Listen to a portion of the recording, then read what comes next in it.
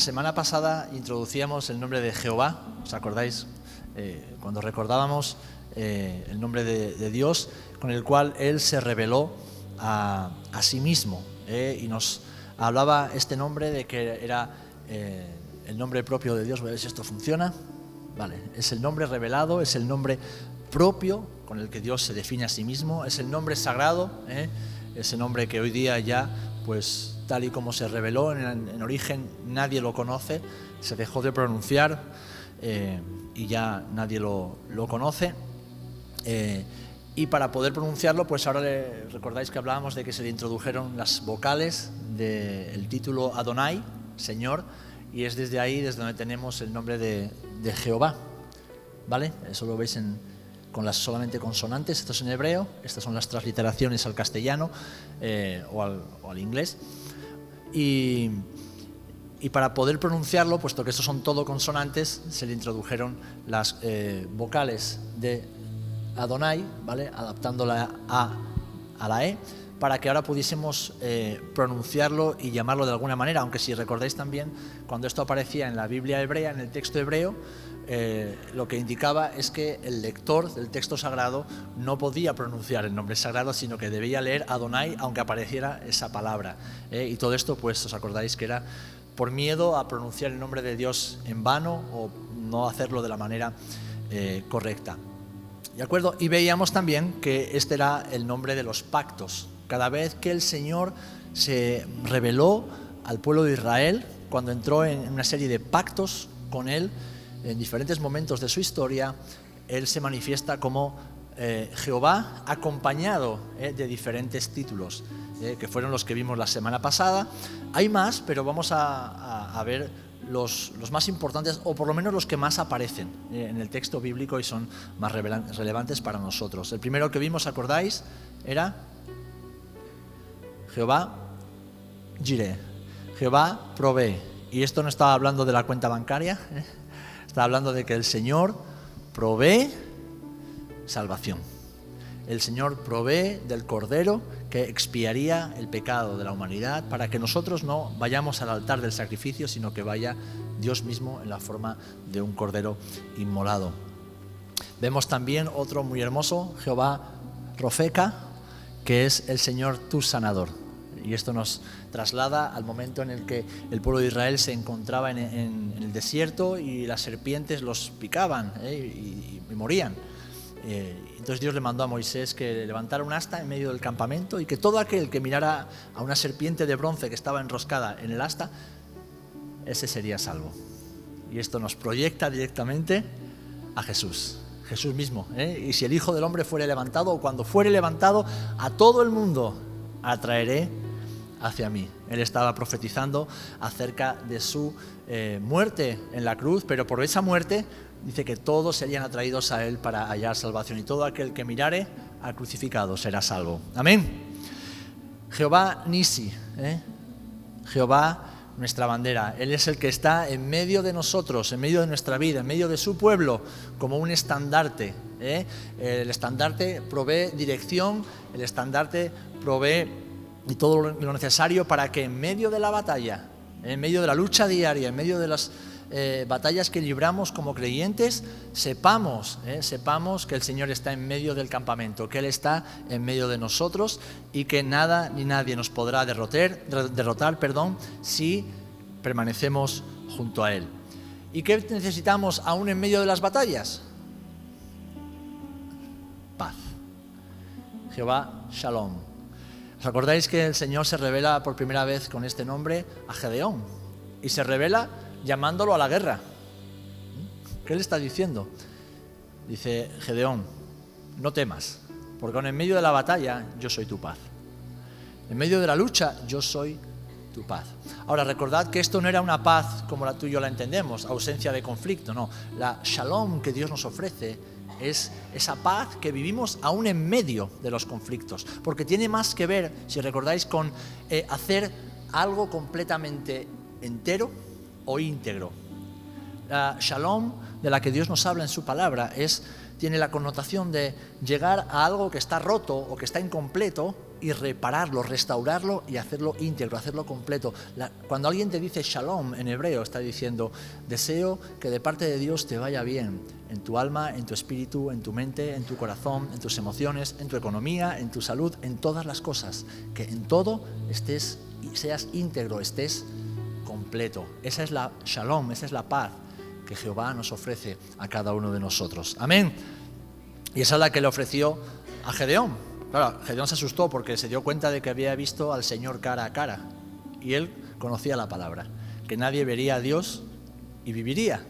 Pero el Señor le dice: no te preocupes, Gedeón. El Señor, ¿qué le dice? Paz. Ten paz. Porque el verme a mí cara a cara no es para acabar contigo, sino todo lo contrario, para hacer de ti algo completamente nuevo. Amén. Y esto nos lleva a la siguiente, que era Jehová Tzidkenu. Tzidkenu es Jehová, justicia nuestra. La forma hebrea tzedek es el origen, por ejemplo, de la palabra sedequías, ¿vale? Y habla de justicia. Habla de justicia. Hay otras combinaciones también que tienen que ver con este nombre, ¿vale? Pero lo que nos habla de esto es que Dios es justo y Él es la medida perfecta de la justicia. Ahora, si todo Dios es justo y todo lo que hace lo hace en justicia, nosotros que somos injustos, ¿qué merecemos? El castigo de su justicia. Pero como Él lo hace todo en justicia, para que podamos ser herederos y beneficiarios de sus promesas, lo que debemos hacer es confiar en que esa justicia se manifiesta por medio de la persona de Jesús, que es Dios mismo, obrando en justicia, viviendo en justicia y pagando el precio de nuestra justicia. Así que en este nombre con el que Dios se revela, está anticipando la persona y la obra de Jesús en nuestras vidas. Amén. Otro que veíamos también, Jehová Shammah. Este se refiere sobre todo cuando proyecta a Ezequiel hacia la Nueva Jerusalén y dice que Jehová estará allí. Jehová allí. Esto nos ayuda a comprender esta realidad, queridos hermanos, que Dios mandó o Dios consintió que David le construyera una casa. David no pudo porque era guerrero, sus manos estaban llenas de sangre, y entonces se la encargó a Salomón. ¿Y qué fue lo que hizo Dios cuando Salomón dedicó la casa de Jehová en Jerusalén? Dice que llenó la casa a tal punto que nadie podía estar dentro. Es decir, el Señor en ese momento de nuevo estaba revelándole al ser humano que su deseo es habitar y morar en medio de nosotros. Que a pesar de que Él es el Dios santo, el Dios que los cielos de los cielos, como dice Crónicas, no los pueden contener, Dios no cabe en nada.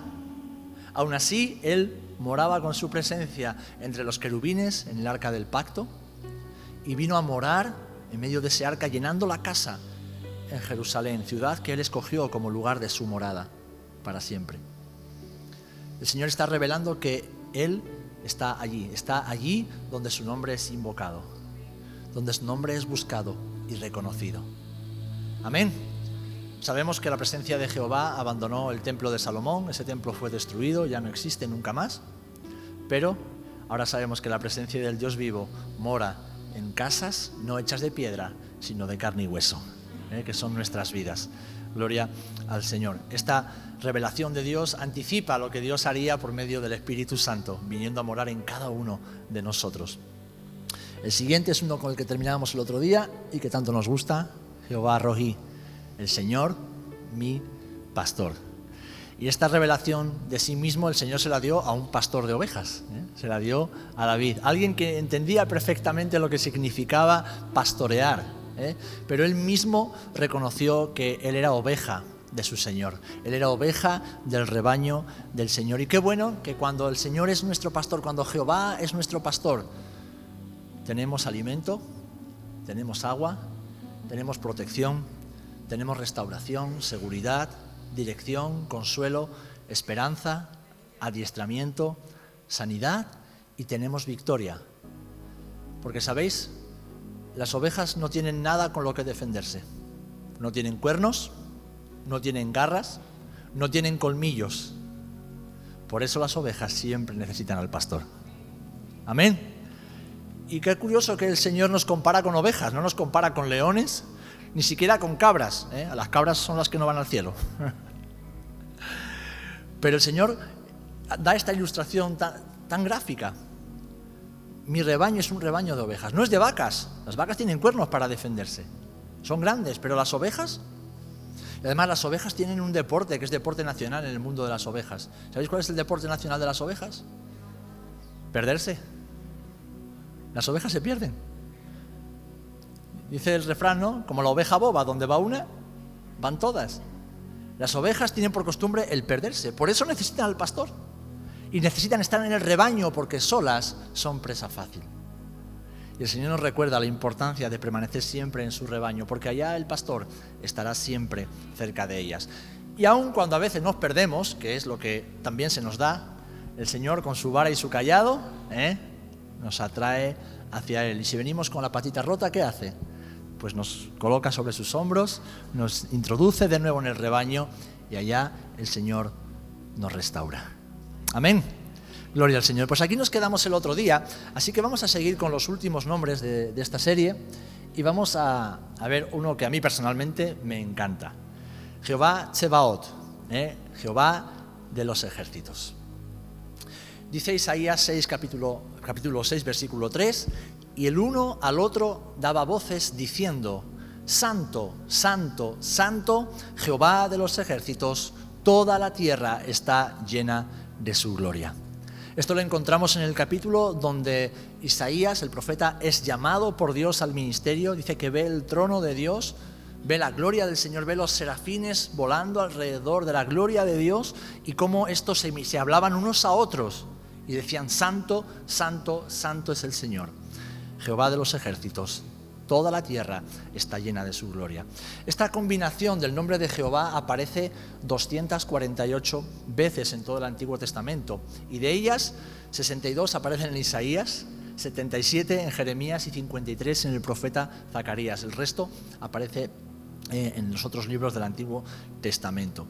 Y esta combinación lo que hace es poner de manifiesto que Jehová, Él y solamente Él es el verdadero caudillo de los ejércitos de Israel. No hay otro.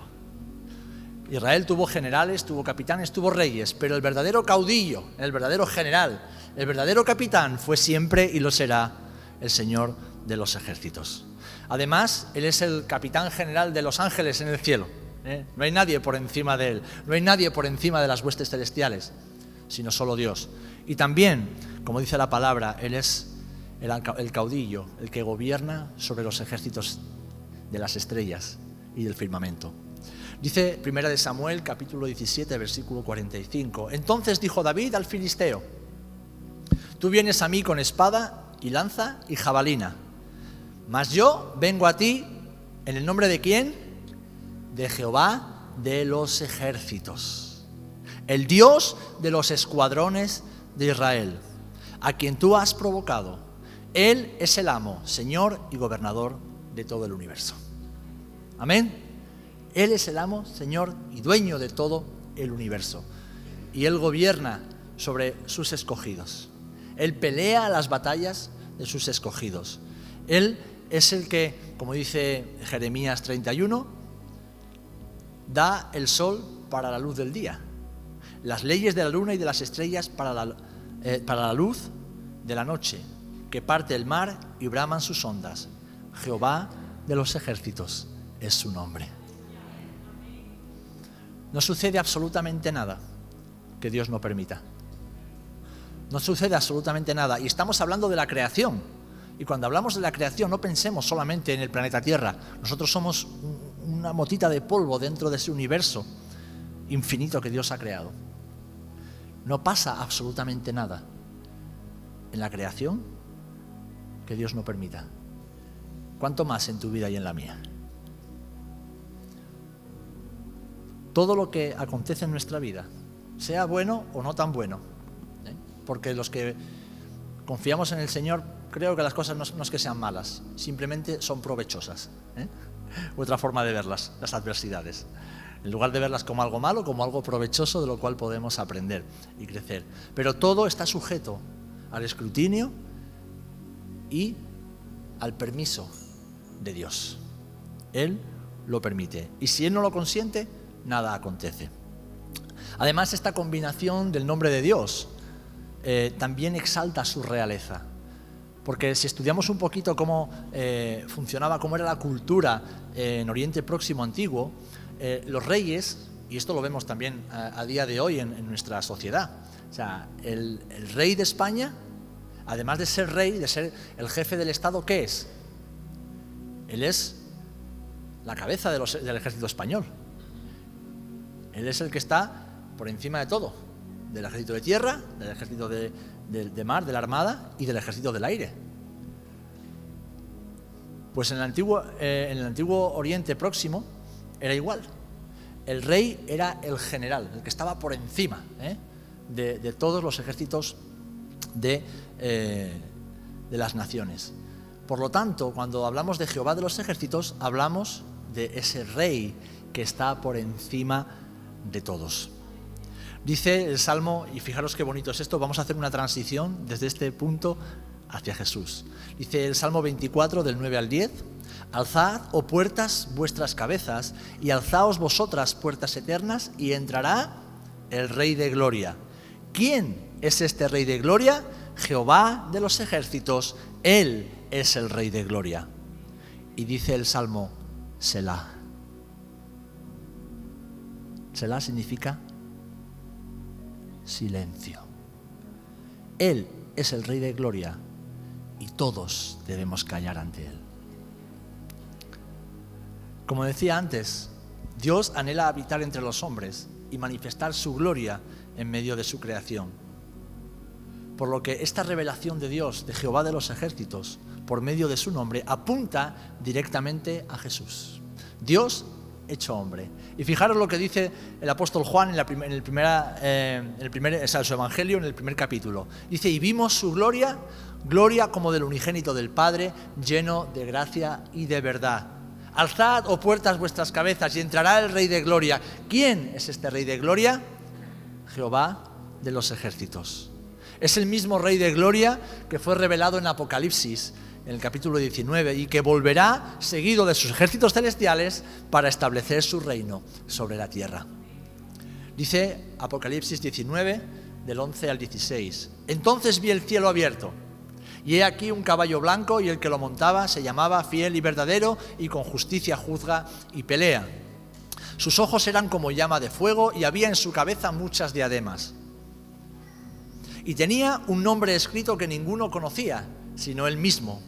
Estaba vestido de una ropa teñida de sangre, y su nombre es el Verbo de Dios. Y los ejércitos celestiales, vestidos de lino finísimo, blanco y limpio, le seguían en caballos blancos. De su boca sale una espada aguda para herir con ella a las naciones, y él la regirá con vara de hierro. Y él pisa el lagar del vino del furor de la ira del Dios Todopoderoso, y en su vestidura y en su muslo tiene escrito este nombre, Rey de Reyes y Señor de Señores. Jehová de los ejércitos es Jesús de Nazaret. Es Dios que vino a morar entre nosotros, y Él es el capitán de los ejércitos celestiales y también de su iglesia. Amén. Así que este nombre de Jehová de los ejércitos nos proyecta de nuevo también a la persona y a la obra de Jesucristo. Amén. Qué bonito, ¿verdad? El siguiente, a ver si esto quiere funcionar. Jehová Osenu, Jehová nuestro Hacedor. Leemos en el Salmo 95, versículo 6. Venid, adoremos y postrémonos, arrodillémonos delante de Jehová nuestro Hacedor. Aquí el salmista nos está animando a conocer y alabar al Dios que ha creado todas las cosas. Y además, que como leemos en Eclesiastés, que hizo todas las cosas hermosas en su tiempo. Cuando creemos y confesamos a un Dios que es nuestro Hacedor, debemos entender de que al ser nuestro Hacedor, también es el que marca los tiempos de todo lo que hace en nuestras vidas. ¿Cuántas veces creemos o pensamos que Dios llega tarde? Muchas veces decimos, Señor, ¿por qué llegas tarde? Le pasó lo mismo a María y a Marta. Si hubieras estado aquí, Señor, mi hermano Lázaro no hubiera muerto. El Señor nunca llega tarde, porque Él no tiene tiempo. Él no está en el tiempo. Él es el tiempo. Él nunca llega tarde. Somos nosotros los que andamos o tarde o acelerados, ¿verdad? Cuando decimos Jehová Osenu, estamos declarando la capacidad y el deseo de Dios de hacerlo todo útil y hacerlo hermoso para su gloria y para beneficio de su creación. Amén. Por eso, cuando decimos que Jehová es nuestro hacedor, debemos tener en mente esa ilustración que vemos en los profetas, ¿no? Yo soy el alfarero y tú eres el barro. ¿Cómo el barro le va a decir al alfarero qué forma ha de tener? No, el barro no le puede decir al alfarero cómo tiene que ser su forma. Señor, es que si yo fuera de esta manera, si yo tuviera aquello, si yo no tuviese estos defectos, si yo no tuviera tanto miedo. Eso fue lo que Moisés le dijo al Señor. Señor, yo soy tartamudo, te has equivocado conmigo. Gedeón, ¿qué le dijo? No, Señor, yo es que soy el más pequeño de la familia más pequeña, de la tribu más pequeña. Te has equivocado conmigo. Pero el Señor nunca se equivoca. El Señor nunca se equivoca. Señor, si tuviese un esposo o una esposa distinto, si mis hijos no fueran, si en mi trabajo.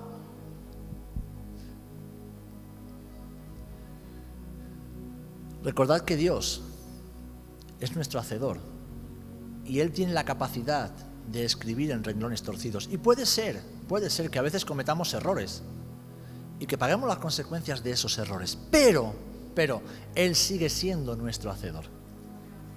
Y Él sigue enderezando nuestros pasos si confiamos plenamente en Él. Y Él puede incluso redimir el tiempo que hayamos perdido cuando en ocasiones caminamos fuera o lejos de la voluntad de Dios. Yo eso lo he experimentado en mi vida. Como Dios redime el tiempo y años perdidos, como el hijo pródigo, ¿no? Como el de la parábola. Malgastados con rameras, malgastados en cosas mundanas, en pocos meses o en pocos años, menos años, el Señor lo redime y lo hace todo nuevo y todo bueno. Amén. Así que es necesario recordar esto para nuestras vidas. ¿Por qué? Porque esto nos lleva a los dos últimos que vamos a ver en esta tarde. Voy a saltar al último y voy a poner ahí y después el anterior, que me gusta más este orden.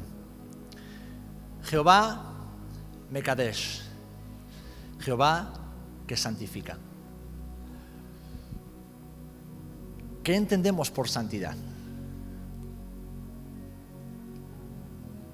¿Qué es vivir en santidad?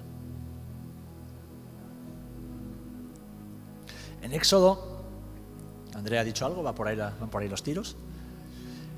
En Éxodo 31:13 leemos: Tú hablarás a los hijos de Israel diciendo: En verdad, vosotros guardaréis mis días de reposo, porque es señal entre mí y vosotros por vuestras generaciones, para que sepáis que yo soy Jehová que os santifico.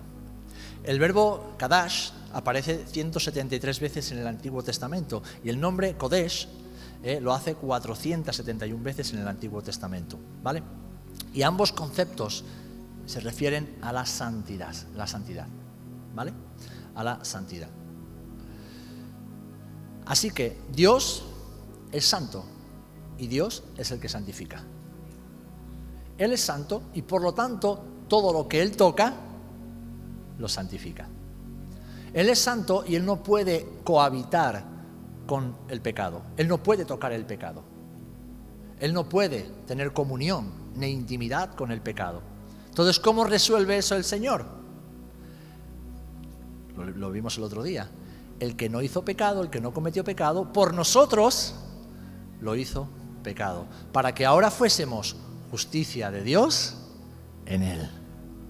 Es decir, que Dios, para santificarnos, tuvo que hacerse hombre en la persona de Jesús y Él mismo ser hecho maldición, porque maldito todo aquel que fuere colgado en el madero. Él tuvo que llevar sobre nosotros el pecado.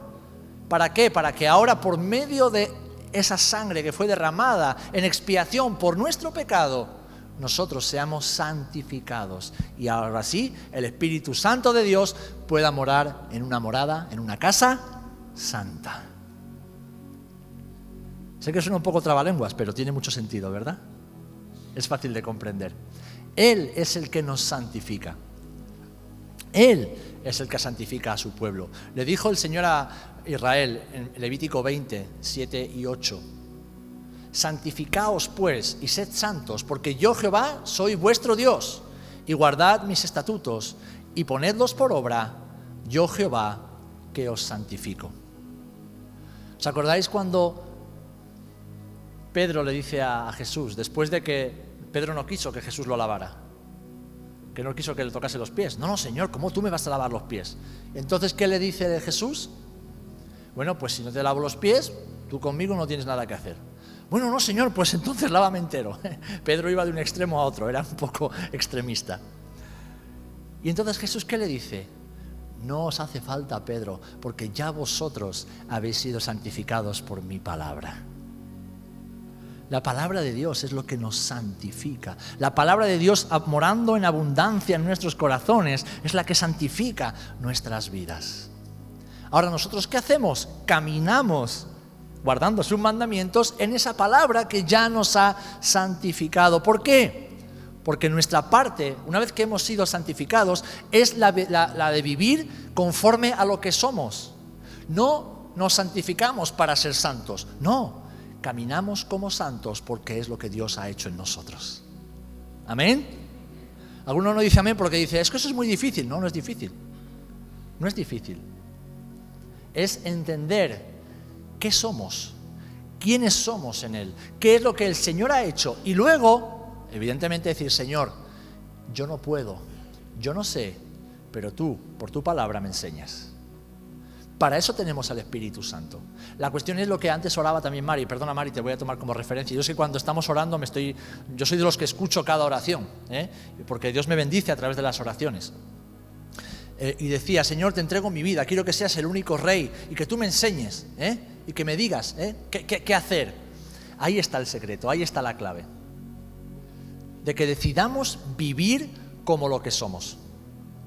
Y ese es muchas veces el problema que tenemos tú y yo, que no somos conscientes de nuestra realidad en Jesús. No somos conscientes de que ya hemos sido santificados, de que no tenemos que esforzarnos por agradar a Dios, que tenemos que vivir agradando a Dios. Que no tenemos que intentar alcanzar una estatura, no. O sea, esa obra la hace el Espíritu Santo en nosotros. Nosotros debemos caminar en esas buenas obras que ya el Señor preparó de antemano para que anduviésemos en ellas. ¿Y cómo caminamos en ellas? Conociéndolas. Es decir, ¿cómo caminamos en santidad? Aprendiendo santidad, conociendo la palabra del Señor. ¿Alguna vez has ido a un examen sin estudiar? Seguro que sí. Alguna vez hemos ido a un examen sin estudiar. ¿Y qué hemos hecho? Espero que no intentar copiar. Decir, Señor, ayúdame. Y el Espíritu Santo sentado en una esquina diciendo, ¿pero cómo te voy a ayudar si no has estudiado? Pero aún así, bueno, Señor, haz un milagro. Dios no hace ese tipo de milagros. ¿Sabéis cómo aprendemos a caminar en santidad? ¿Sabéis cómo aprendemos a caminar en lo que ya Dios ha hecho de nosotros? Estudiando la palabra. Ahí está todo. Ahí están los mandamientos del Señor para que aprendamos a vivir y a caminar como lo que somos. Como justos, santos y redimidos. Amén. Así pues, cuando habla de que el Señor nos santifica, nos está diciendo que santidad no tiene que ver tanto con hacer, sino con ser. Con ser. Vivimos según lo que somos. Vivimos según lo que Dios ha hecho en nosotros. Tenemos que hacerlo, pero no por nuestros méritos, no por nuestros esfuerzos, no por nuestra mucha autodisciplina y demás, que la disciplina es buena y es necesaria, sino por la obediencia a los mandamientos del Señor. Vivir en santidad es simplemente vivir obedeciendo a Jesús. vivir obedeciendo a su palabra, sabiendo que no es lo que yo hago para que Dios me ame, es lo que yo vivo y lo que yo hago porque ya mi Dios me ama. Amén. Ya he dejado para el final uno que a ninguno nos gusta, pero quiero que se nos quede ahí para que podamos recordarlo de la manera correcta.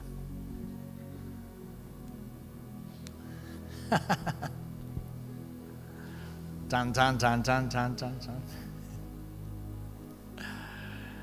Y he usado un versículo que a algunos se les va a poner los pelos de punta. Y mi ojo no perdonará, ni tendré misericordia. Según tus caminos pondré sobre ti, y en medio de ti estarán tus abominaciones, y sabréis que yo, Jehová, soy el que te castiga. Bueno, evidentemente esto se encuentra en Ezequiel capítulo 7, versículo 9. Y Ezequiel es un profeta del exilio. Él estaba exiliado en Babilonia, ya Jerusalén había sido destruida, asolada, los ciudadanos habían sido masacrados, muchos habían sido llevados cautivos a Babilonia, toda la tierra de Judá estaba desolada, sus ciudades en ruinas, la tierra del norte de Israel hacía ya años que había sido también llevada en cautiverio y repoblada con personas de diferentes naciones. Y Ezequiel está hablando de parte de Dios, recordándole al pueblo el porqué de su situación. Cuando Dios nos acepta como hijos suyos, y esto lo hace por un acto de pura misericordia, nosotros no podemos hacer nada para que Dios nos acepte, es Él el que lo hace por misericordia. ¿Amén? ¿Lo tenemos claro? Él manifiesta su amor de Padre de muchas formas. Nos perdona, nos sana, nos acepta, nos adopta, nos da un nuevo nombre, una nueva identidad, nos abraza, nos protege, nos cuida, nos instruye y también nos disciplina. Nos disciplina. Y el castigo forma parte de esa disciplina de manera integral. ¿Por qué?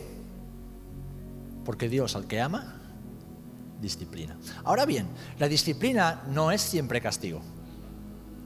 A veces entendemos la disciplina como un castigo. Y si somos fieles al término disciplina, tiene que ver más con entrenamiento que con castigo. Una disciplina deportiva. ¿Qué quiere decir? Es un deporte que practicamos, pero para poder mejorar y alcanzar el máximo potencial, ¿qué tenemos que hacer? Disciplinarnos en el entrenamiento. En el ejército, por ejemplo, tenemos aquí a Alan. El ejército es un buen ejemplo de disciplina. Un ejército, no digo tu caso, eso ya que hable tu mujer, yo ahí no entro. Pero un ejército debe tener como máxima para ser exitoso, entre otras muchas cosas, la disciplina. Un ejército indisciplinado es un ejército que está abocado al fracaso. Un ejército donde no hay orden, donde cada uno no sabe cuál es su lugar y no se respeta la jerarquía militar, es un ejército que fracasará. Un ejército donde los hombres no cumplen con su cometido en cada momento, es un ejército abocado a fracasar, ser derrotado y desaparecer. Pues lo mismo sucede en nuestras vidas. Tenemos que aprender a ser hijos disciplinados. ¿Y cómo aprendemos a ser disciplinados? Con disciplina. Pero no una disciplina autoimpuesta, sino aquella que el Señor nos imparte desde su posición de Padre y por lo tanto de autoridad. Y dentro de esa disciplina encontramos el castigo.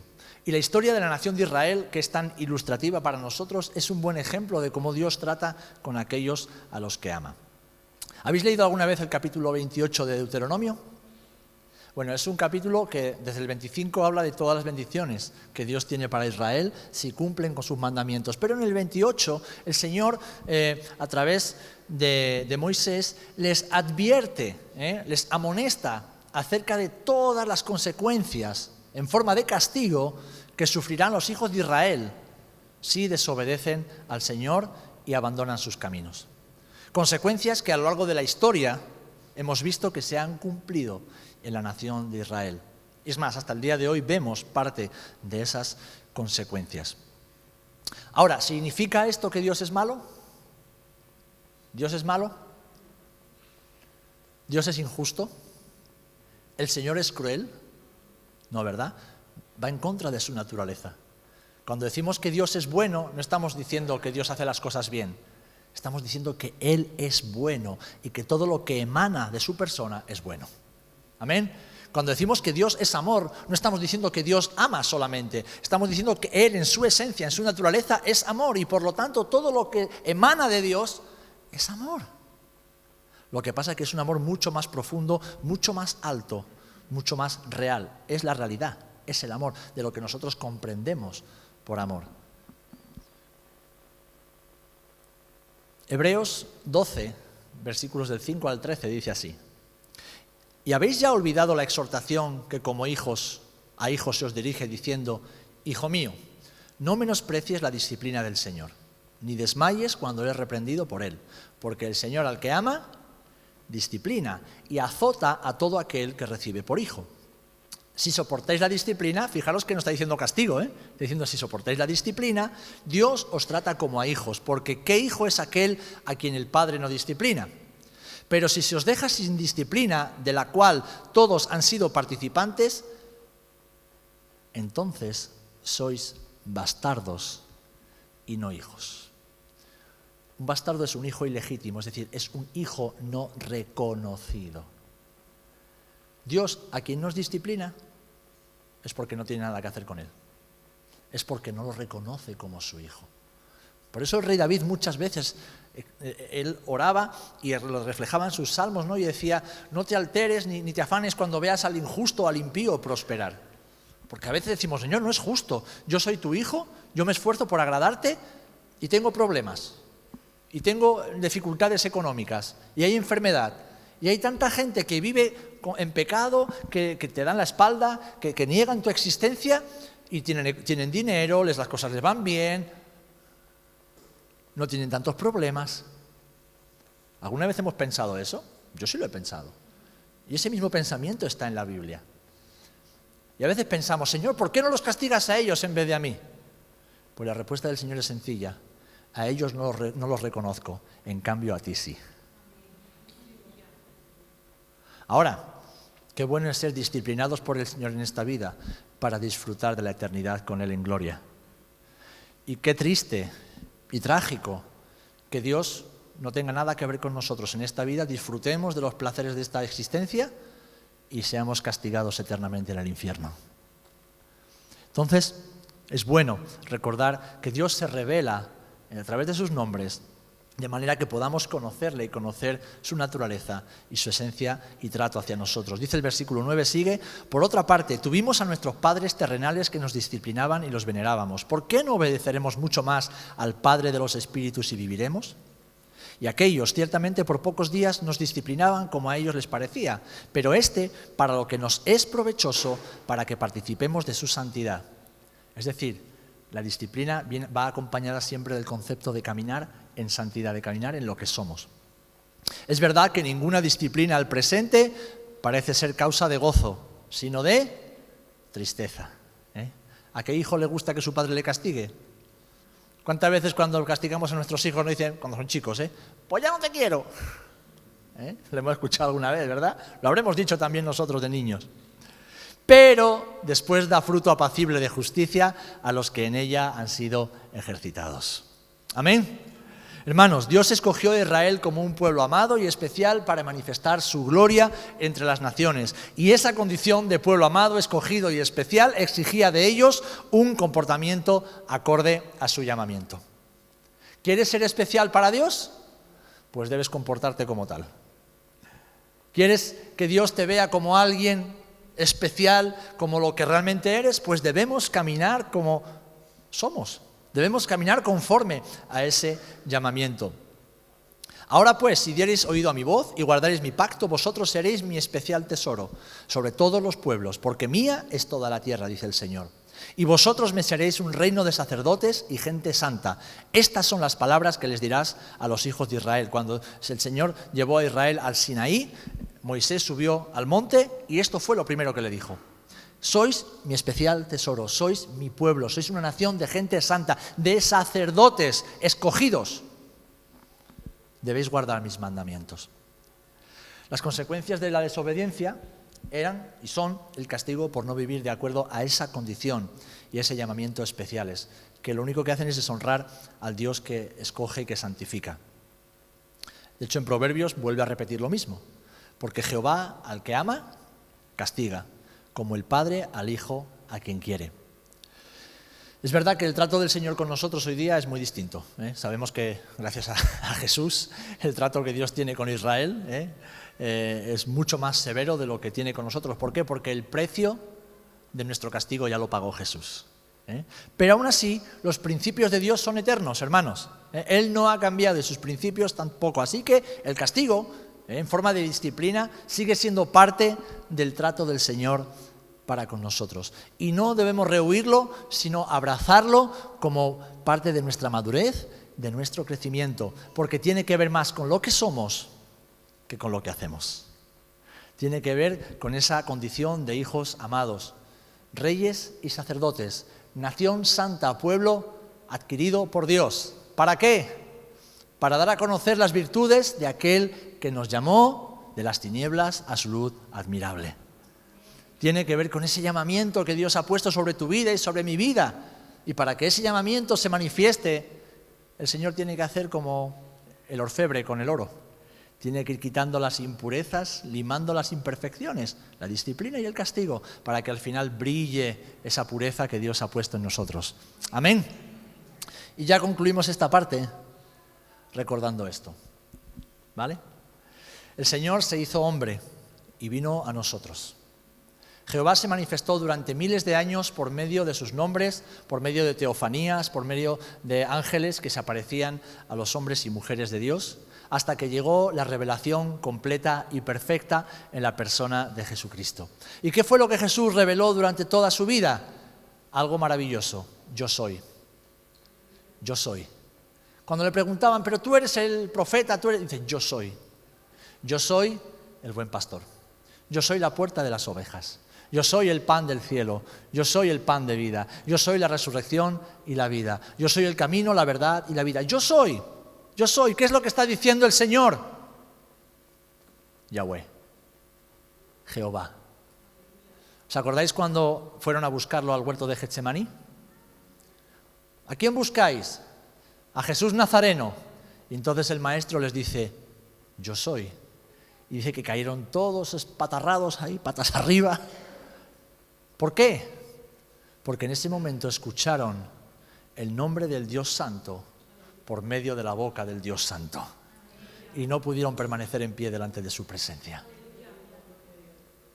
Entonces, Yahweh ahí lo tenéis en hebreo, Jehová es Jesús. Todo lo que Dios fue revelando en el Antiguo Testamento tuvo su cumplimiento perfecto y absoluto en la persona de Jesús. Y lo tenemos recogido en esas palabras maravillosas del apóstol Pablo en Colosenses capítulo 2, versículo 9. ¿Qué pone ahí? ¿Podéis leerlo? Leedlo en voz alta. Porque en Él, en Jesús, habita corporalmente en su persona absolutamente toda la plenitud de Dios. Todo lo que Dios es, todo lo que Dios hace, está en la persona de Jesús. Gloria al nombre del Señor. Así que los nombres de Dios, en sus diferentes formas, en sus diferentes combinaciones, nos llevan directamente a Dios mismo encarnado, a la persona de Jesucristo. Esos nombres nos hablan de quién es Dios, lo que Dios hace y cómo Él se manifiesta para con la humanidad, con la creación y sobre todo con sus hijos, con su pueblo. Y todo eso se encarna de forma increíblemente maravillosa, hermosa y perfecta en la persona de Jesucristo de Nazaret. Cuando Jesús dice yo soy, está diciendo lo mismo que Dios le dijo a Moisés en la zarza ardiendo. Yo soy el que soy, yo soy el eterno, yo no tengo principio y yo no tengo final.